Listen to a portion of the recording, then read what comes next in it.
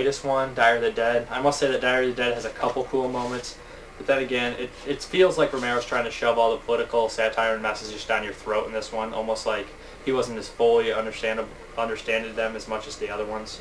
Because, I mean, he grew up during that time more. I think the other ones' messages are more well hidden. And I'm not big on the CGI, but I do like the movie. Then we have Flesh Eater here, Bill Heinzman, kind of like a Night of the Living Dead branch off. This one's fun, cheese fest, another guilty pleasure of mine. Like, we got Flesh Eating Mothers by Elite. I remember watching the VHS of this, and I remember thinking it was pretty crappy, but it's been a long time since I've seen it, so I thought I'd pick up the DVD. I did not pay $14.99 for this. I got it for a couple bucks. Flight of the Living Dead. I hear it's basically snakes on a plane with zombies. Don't know I got it. It was like $2 or $3. Couldn't pass it up. I watched part of it. I mean, Kevin J. Conner seemed like he was doing a pretty good job in it, but the movie lost my attention. It was kind of really slow starting. And then we have The Ghost of Mars. I didn't know where to put this in the sci-fi or space or whether flagged or not because it's like a red dust. This movie is a John Carpenter film, and a lot of people hate it, but I actually enjoyed it. I thought that it was a pretty fun movie. Guilty pleasure right there. And then we have Ghoul School, originally released by Temp Video. This is the Camp Motion Pictures Retro 80s Horror Collection edition. I haven't watched this edition, but I remember this movie not being that... It wasn't Temp's finest moment. Then we have Hell's Ground here. I didn't know where to throw this in the Cults and Families, which I should have, or the Zombies. It does have both. But this movie is, I think, Indian movie, I believe. But it's got some pretty decent stuff going on. It's watchable. I'd watch it. It's got some pretty cool stuff, but it's nothing too great. Then we have a Guilty Pleasure of mine. I think I went through this in one of my Fright Packs and a double feature, but I have it again. Hell of the Living Dead. One of the ultimate guilty pleasures ever. I mean, it's the biggest ripoff of Dawn of the Dead. It actually steals the soundtrack, Goblin soundtrack from Dawn of the Dead and Contamination. And, I mean, they deliver on the gore. It's just all around stupid and fun. A zombie rat. It's fun, if you like cheese. Then we have Hellmaster here, which has John Saxon in it. That's really the only reason I got it. I remember the VHS when I was a kid had that guy in there. But I had the VHS of this, too. It reminds me a lot of The Rage, the new movie by Robert Kurtzman. Kind of similar, too. But I'd put it in the same category. Not that great, but it had a couple good moments. You know, I think The Rage got a lot from Hellmaster. And then this is the widescreen edition of House by the Cemetery by Lucio Fulci.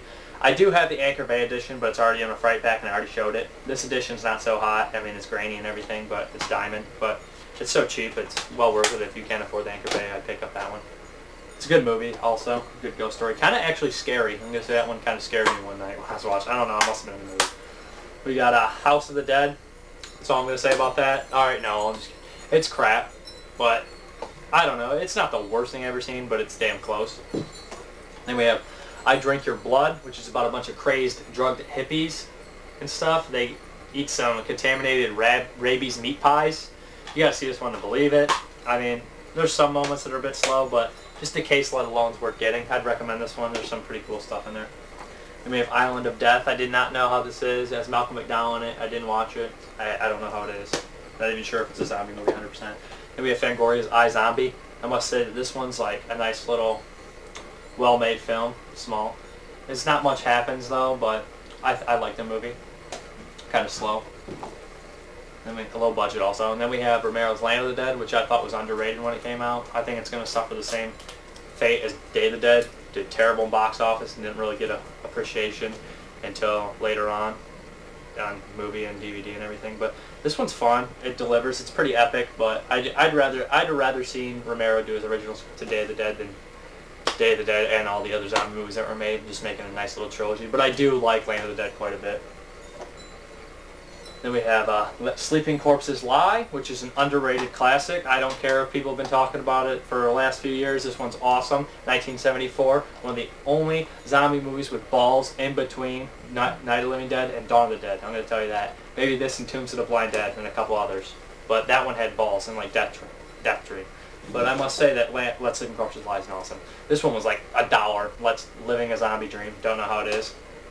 And then we have the special edition of Let Sleeping Corpses Lie, The Living Dead at the Manchester Morgue, 2-disc by Blue Underground. I haven't got a chance to dig into this one yet. That's AKA Let Sleeping Corpses Lie. Living Dead at the Manchester Morgue. They're both awesome names. And then we have a bootleg of In the Midnight Hour here. I haven't got a chance to watch this. I hear it's a lot of fun, a lot of campy 80s stuff. out of print. I wish they'd re-release it because I'd buy it in a heartbeat because I don't want to watch my bootleg. I'd rather watch a good, clean, crisp DVD.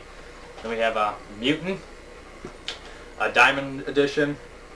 It's been a long time since I've seen Mutant. I remember a school scene where some kids hiding under desks from weird mutant zombie things.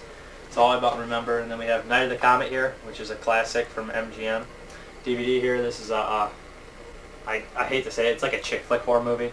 Girls want to have fun in the soundtrack, but it's fun. I mean, it's good 80s camp. If you love 80s movies, I'd check out Night of the Comet. Same with this one, Night of the Creeps. This is a bootleg edition, but I must say that this is my #1 pick that needs a DVD release. This could also fall into Aliens and stuff, but I put it in Zombie and Plague. I absolutely love Night of the Creeps. It's one of my favorite movies ever. It's complete fun. Fred Decker also did Monster Squad, a lot like Monster Squad. Even a scene from Monster Squad are in it. Tom Ankins is in it. I love Tom Ankins. It's got cheese. It's got... my only complaint about the movie, this is my smallest complaint, my only complaint even, that the characters are named after directors. That's a bit cheesy, but that's it. That's all. Like, I know that's bad cheese in my opinion. Then we have Night of the Dead here. I haven't watched Night of the Dead. I don't know how it is. Just got it when video store was going out of business. Then we have Night of the Living Dead. That is in Colorized edition, the 68. I think I watched this in color once when I was 10. I rented the Colorized. There's still, it's not the same without the grainy feel of the original Night of the Living Dead. You gotta stay grainy on those. Then we have the Elite edition of Night of the Living Dead, original black and white. Classic movie, I must say. I owe it to my complete fans of everything. I owe much everything to Night of the Living Dead because almost all my favorite movies were inspired by it. And we have the 30th anniversary of Night of the Living Dead. This is the one with the spliced in free footage that is complete crap that I think John Russo went and spliced back in or something. Yeah, that everyone hates and altered the soundtrack. Then we have the crappy, good Madden-y release of Night of the Living Dead. I have quite a bit releases of Night of the Living Dead. I think I got 4. And then we have the remake, 1990 remake, which is basically a shot for shot, but a couple twists and changes. I love the movie. I think Tony Todd and Tom Towles do an excellent job. I absolutely love Tom Towles in it. A bunch of yo-yos, Lane Brains, he's great in it. And then we have Night of the Living Dead 3D, 2D version. I haven't got a chance or could not make my whole way through this. I do love Sid Haig though, so I might have to watch it. Then we have, what is this? Is this Jess Franco movie? I believe it is, because it was pretty unwatchable. Oasis of the Zombies, Nazi zombie film. Couldn't get through it all the way. Man, it was pretty bad. Outbreak, I just do this in my Plague section. It's not really a zombie at all, it's just more of a plague. It's a little boring, but it's pretty fun. I mean, not fun, I mean, it's pretty decent. It's a pretty good movie. I mean, you can't really complain about it. I mean, Kevin Spacey has a little part in it too. We got Pet Sematary, which I threw in my zombie section, but it's more like a ghost haunting zombie thing, I don't know. But this is one of the only movies that absolutely terrified me as a child. A lot terrified me. This terrified me the worst. The lady with the spine, back problem, geez, it still gives me creeps. It's a pretty awesome movie too, I'd recommend that. This is a sequel, Pet Sematary 2. It's been a while since I watched this, but I remember Clancy Brown in there. He gets brought back to Gus and stuff. He's absolutely crazy. And I think that's Pugsley from Addams Family in there. And then we have